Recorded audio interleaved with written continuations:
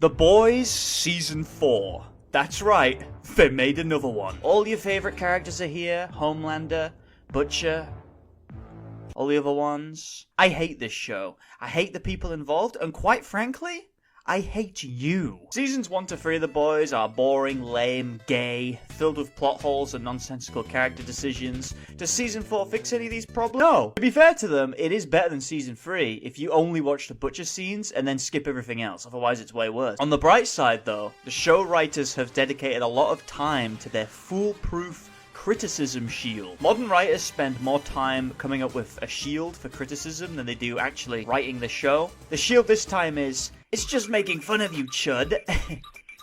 Didn't you know they were mocking you?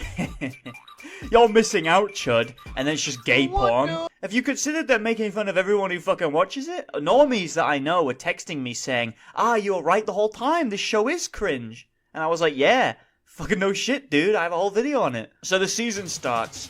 Butcher, he's back on the team. Homelander, he's doing some crazy stuff like making two men suck each other off or making a man jerk off for him.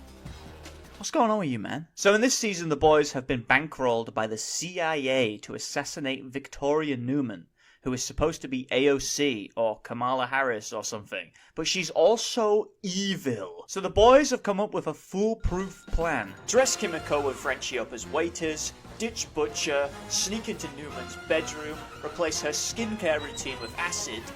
That goes fuck up. So plan 2, have Huey splash her in the face with acid. Sippy cup? A sippy cup of acid?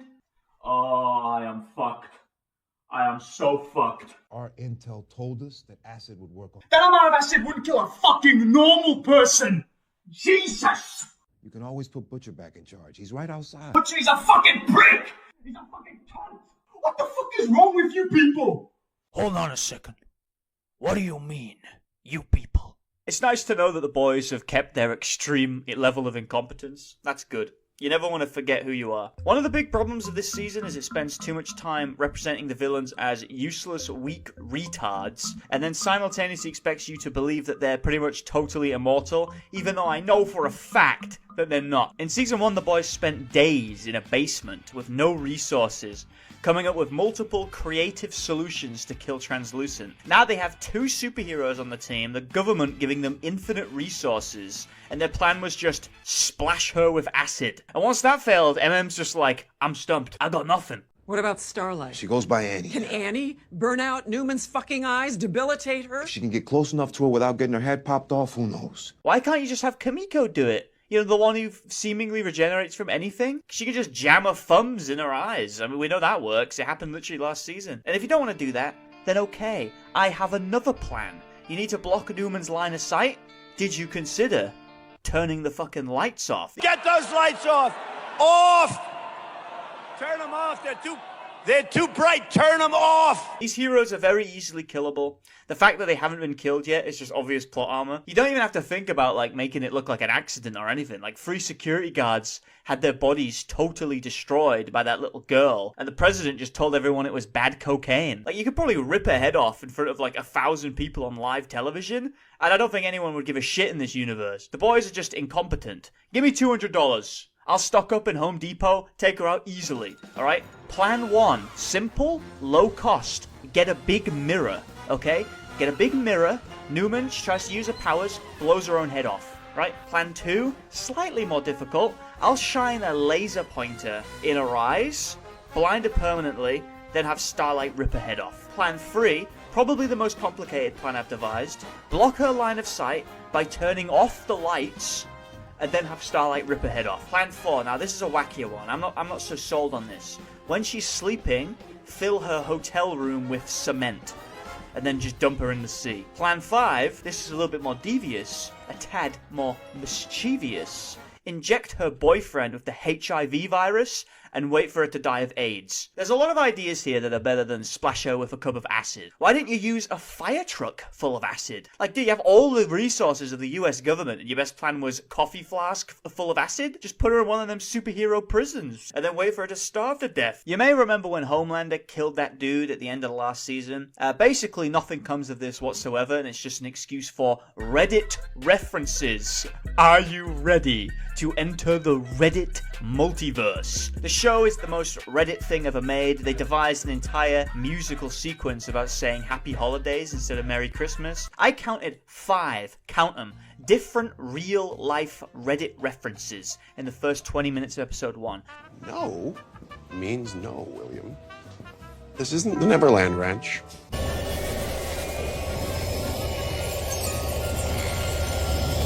Ridiculous lie perpetuated by a jilted and emotionally unstable, hysterical woman who, let's be clear, pooped in my bed. Sure.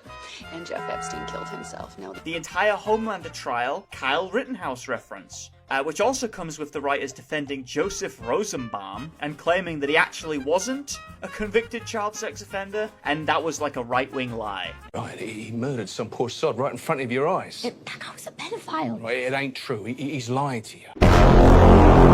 We've also introduced our 2 new characters, Sister Sage, who is the smartest woman in the world, which the writers interpret as she pulls the race card in every encounter. She doesn't fuck around, doesn't even try and have like a nuanced debate, just instant race card. Is it just bullshit smeared on top of a personal vendetta? Ain't you a little mouthy one?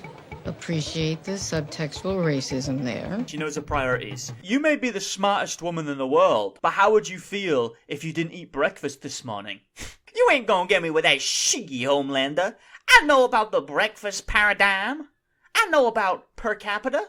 I know all your tricks, Homelander. There's also Firesparker, or whatever she's called, but she doesn't do anything, and nobody cares. Homelander and Sister Sage come up with a genius plan to take over the White House. What they're going to do is they're going to create infighting between the left and the right by pushing vapid, worthless political propaganda, eventually spilling over into total chaos, which Homelander will take advantage of to become Emperor of America. Kind of like what the Jews are doing with this show right now. Sister Sage is an example of an intelligent character written by unintelligent people, which basically means she's not intelligent, she's just read the script. If the goal is make Homelander president, there are infinitely easier ways of doing this, like just having him run for president. Like, you control all the fucking media in the USA, you know, and Vought, which is fully controlled by Homelander, is also backing Newman and Singer for seemingly no reason other than for the plot to continue. Politics of the show actually causes huge issues to the world building.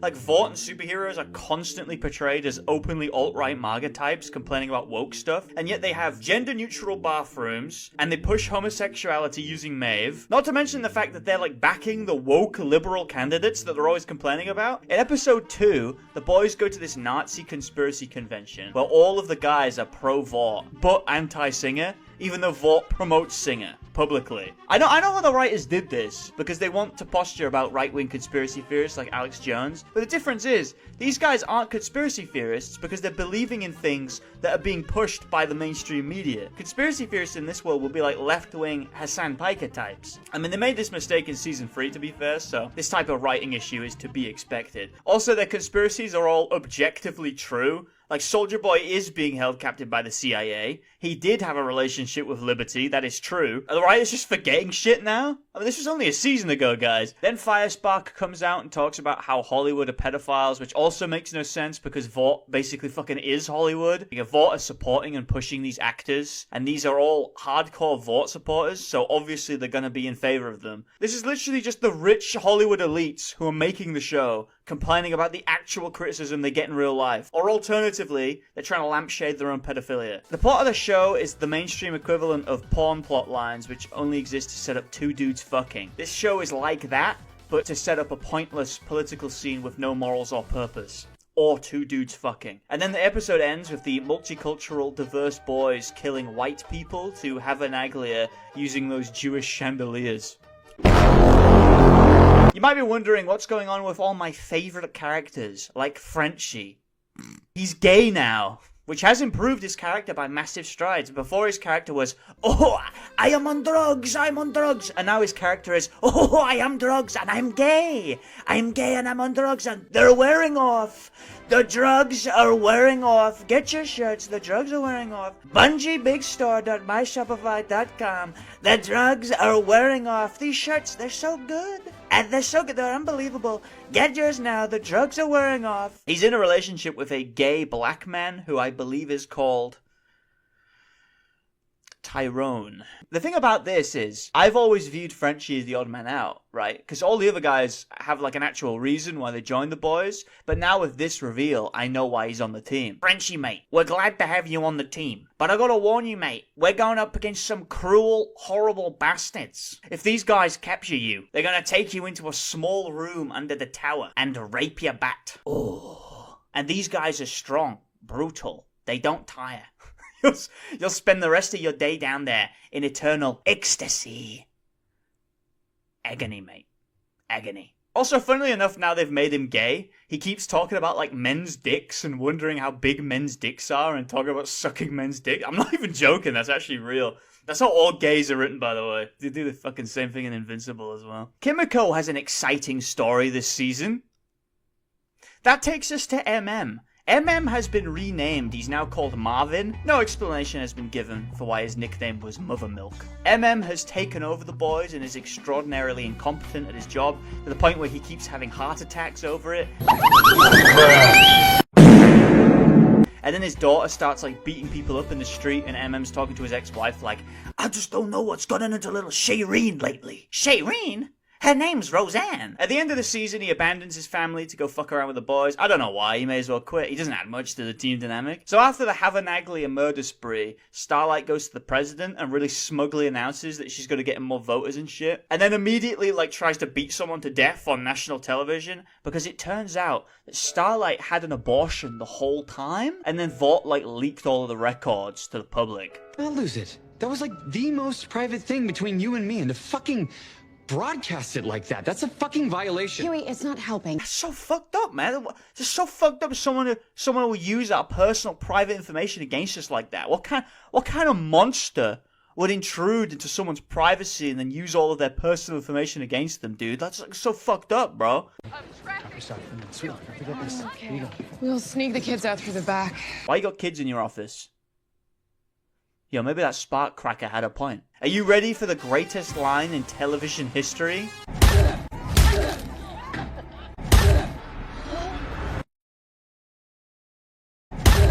How's that for uppity, cracker? That's genius. How does Kripke do it, bro? How does he fucking do it? If you watch this season with a keen eye, you will notice that nothing actually happens at all, and there's no real development. Until episode 5, where Butcher shows up and goes, I have a virus that kills all superheroes. Wow. It's incredible that's never been mentioned before, because it feels like it'd be important. So they go to a farm where the virus is, and all these evil superpowered sheep start attacking them, so the boys go, quick, run into this barn. That's 4 inches of solid wood. That'll stop them. Is the virus gone? Yes. Except for one dose. Dude, just fucking say that then, man. Or we gonna go through this fucking rigmarole? Virus, no virus? Spit that shit out, man! So the boys inject the virus into a dead body so the sheep can eat it and all die. And then Butcher kidnaps the scientist so he can, like, create a new virus. Butcher is by far the most interesting character of the season, and probably of the entire show, because he hasn't been Flanderized in the same way that Homelander has. Now, I would always question, if Butcher betrays the boys literally every season, and rest assured, he does so this season as well, more than once, then why do they keep letting him back on the team? The answer? Because he's the only one who actually does literally anything. Like, Butcher is pretty much the only proactive character in the entire season, and the other proactive characters like Sister Sage, they aren't actually proactive. They're fake proactive, but I'll talk about that when I get to her. There's not necessarily anything wrong with having your characters be reactive in a story, but it's something like the boys, things need to happen to push the story forward, because every other character just wheel spins for the rest of the show, repeating the same arcs and pointless plot lines over and over and over again with no substantial change. Butcher now wants to capture Ryan in order to train him as a weapon to use against Homelander. As well as this, it gets revealed that he never actually really gave a shit about his wife, and he just uses her as an excuse to be violent. Now I watch this and I think, hold on a second. Those two things that were like major core parts of his character this season, I fucking suggested that in my last goddamn video. To the point where I think someone on the writing team has watched that video and they're just ripping me off. Because neither of these things were all set up in previous seasons. And if it was going to be a factor the whole time, then why would they not bring it up before the last season of the show? They watched my video and now they're ripping me off because they know that I could write this show better than they can. Which means that any idea I put forward in this video could very well end up in season 5. I'm basically writing the show now. They've written Butcher into a position where he's basically a Rorschach. If you don't know who Rorschach is, he's a character from Watchmen who is written as a cynical mockery of Alan Moore's political opponents, and ended up being the most popular character in the comic by far. The reason for this is because, for as flawed as Rorschach is, he's like the only character who actually does or achieves anything of the entire comic. Like, who gives a shit that Rorschach is smelly or racist when he's the only one actually saving lives? Butcher is the exact same in this show, because as much as the writers think this world is morally grey, it is clearly morally black and white. Like, every single superhero in the entire show is written as either a rapist, a pedophile, a mass murderer, or all three. There's no exceptions to this rule, so why the fuck do I care if Butcher genocides all superheroes? As far as I can tell, he probably fucking should. Every single person who gets powers in this world immediately becomes a murderer. I mean, it literally happens in this season. Huey's dad gets powers, and then 15 seconds later, he's trying to brutally kill his wife. Now, in the comics, the virus was not just going to wipe out superheroes, but instead everyone who has ever been exposed to Compound V, which was a lot of people, because V is really common in the comics. Like, literally anyone can get it. Prostitutes take it, so they can, like, beat up guys who don't give them money. But in the show, it's much more black and white. Butcher basically has a virus, which exclusively kills rapists, and Starlight and the rest of the boys are like, you can't do that, Butcher. That's fucked up. But when Butcher isn't doing interesting things like torturing a man in a basement, or dying of cancer, he spends the rest of his time fucking around with Ryan. I don't actually mind these scenes all that much. In fact, I think they're alright. It's just that Ryan is such a non-entity that these scenes come off feeling pointless because his morals just seem to shift on a dime. Like, at the end of season 3, he's smiling, watching a man get his head blown off, and then he's sad about, like, accidentally killing a guy he knew for 15 seconds. And then by the end of the show, he's killing a woman who was raising him like a son for a while, and shows no visible emotion or care. Like, maybe if Ryan was written more consistently, I'd care about anything he does. Also, they have this scene. Hey, Ryan. Butcher? Well, better me than some dodgy incel walking vault coin. Okay, here we go. Last war. All right, I'm multiplying, which is great because I need to kill all these little red men, and there's more of me to do it. So after they have this episode where Butcher goes and gets the virus and shit, I was thinking, you know what? This isn't as bad as I expected. And I think Kripke was becoming aware that people may have been enjoying the show for too long. So he then decides to dedicate an entire episode of the season to fart and poop jokes. Sir. Web Weaver. Oh, what the? Boys will have like a serious, heavy moment, and then immediately afterwards we'll have like an extended sequence of a dude shitting for 5 minutes. Imagine Breaking Bad. Walter White, he gets brought into the desert, and Gus Fring's there, and he's like, this becomes a much simpler matter. I will kill your wife. I will kill your son. I will kill your infant daughter.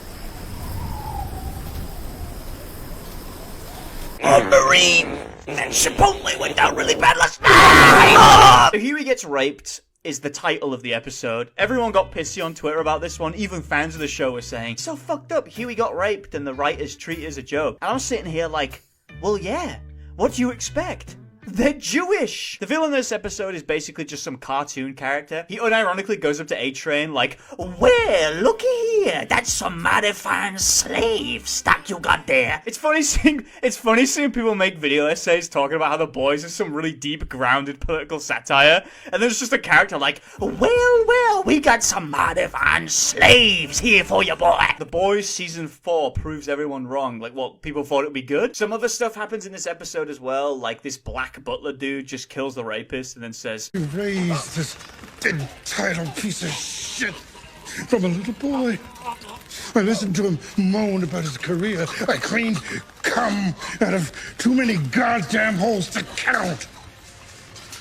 The prison camps. This scene is so stupid. I couldn't even tell if it was a joke or if the writers just saw out fucking touch. It's like that left versus right heat graph. I've watched you torture and kill thousands of people in this room, but prison camps? That's where I draw the line. We also get Sister Sage's tragic backstory in this episode. You see, her grandmother was dying of terminal cancer, and because she was an old Black Panther, the doctors told the family there was nothing they could do. Now bear in mind, she did have terminal cancer, so there literally was nothing they could do. But the show frames it like, if it was a white woman in that situation, they would have cured cancer. So Sister Sage, at 11 years old, tells the doctor she knows the cure for cancer, but the doctor doesn't believe this 11-year-old girl because she's black. The show acts as if an 11-year-old girl could just go into a doctor's office, like, oh, 11-year-old girl? 11-year-old, she got the cure for cancer. Send her in. Hold up. She's black! Get her the fuck out! Truly genius stuff from Eric Kripke here. By the end of the season, the boys and the president are hiding in an underground top-secret bunker because as part of Sister Sage's master plan to make Homelander president, she's going to assassinate the current president because there's truly no easier way to achieve this goal. So they replace Starlight with a duplicate who, to be honest, is superior in every way. Far nicer woman, to be honest. Imagine your wife gets replaced by a duplicate and then your real wife shows back up and you're just like, ah, fuck. She was fake. I have to take the old one back. Fake Starlight starts killing people, so MM has to get the president to safety. The real Starlight arrives to fight the fake one. You might be thinking, how did she find Huey in this top secret underground bunker? How'd you find us, anyway? Find your phone? Find my phone.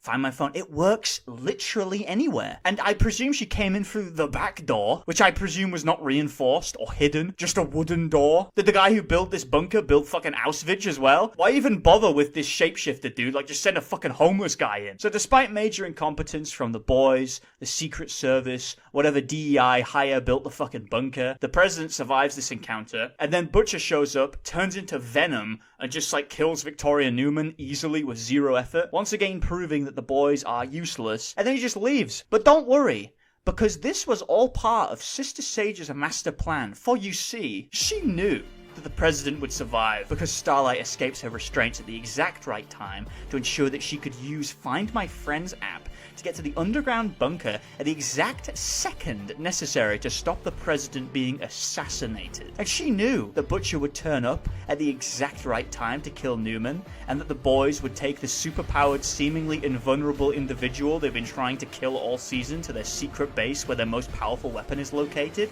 She knew they'd do something that stupid. And you might be thinking, well, Sister Sage, why did you have sex with every man in Vought Tower? Like, how did that fit into your plan? Well, that was really important to do. That was very, very important. It had to be done. Crucial, really. This is what I meant when I said she's not smart, she's just read the script. It doesn't make the character seem smart when they show up at the end and go, everything that happened, I predicted it. All according to my master plan. Like, I know you didn't predict that shit, bitch. Especially when half the plan is based on pure luck. It's interesting, too, because there's so many plot contrivances that you could fill. Also making Sage look proactive and, like, intelligent. For example, Sage was allowing A-Train to act as a spy for the boys, so she could feed them counterintelligence. And then she just never feeds him any counterintelligence. She just says that. Like, why not have her leak the existence of the virus to the boys using A-Train? You know, instead of having Butcher pull it out of his ass. It makes way more sense the Vought would know about it. I mean, it was literally created by their former top scientist. Also, if that was part of their plan, why even have this sequence in the show? Still searching for this leak. Any leads? Working on it. There's gotta be someone. That footage didn't just run itself out of crime analytics. Am I right?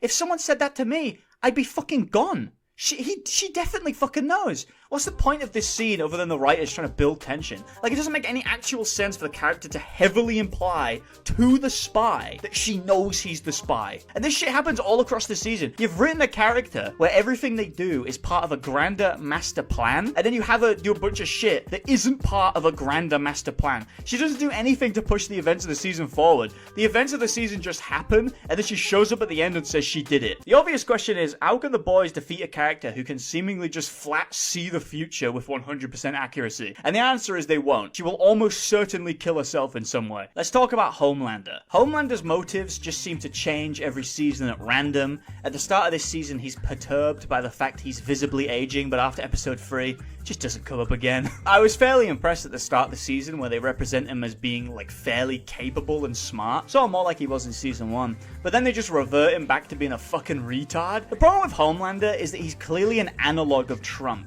And leftists cannot write analogs based on Trump because they hate him too much to write him well. If you do an impression of someone, you have to like that person, you know, because you're playing the person and people like themselves. So you can't play someone and have contempt for them at the same time. You know, it doesn't work as an impression, so. To give an analog of Trump positive character attributes is to give Trump himself positive attributes. And they can't do that. They can't make Trump out to be smart or funny or intimidating. They have to undermine him and make him look like a joke or a retard, which is fine, but when he's the main villain of your show and the writers are going out of their way to make him an unserious, unthreatening retard who can't achieve anything, it's kind of a fucking problem. In conclusion, The Boys Season 4 is a show built entirely on spite. And whilst I admit there are some good ideas in here, because I came up with them, these fleeting good moments are constantly overshadowed by an exceptionally puerile, politically obsessed Jew who may or may not be using the show as a masturbatory aid. So yeah, I mean, kill yourself, I guess.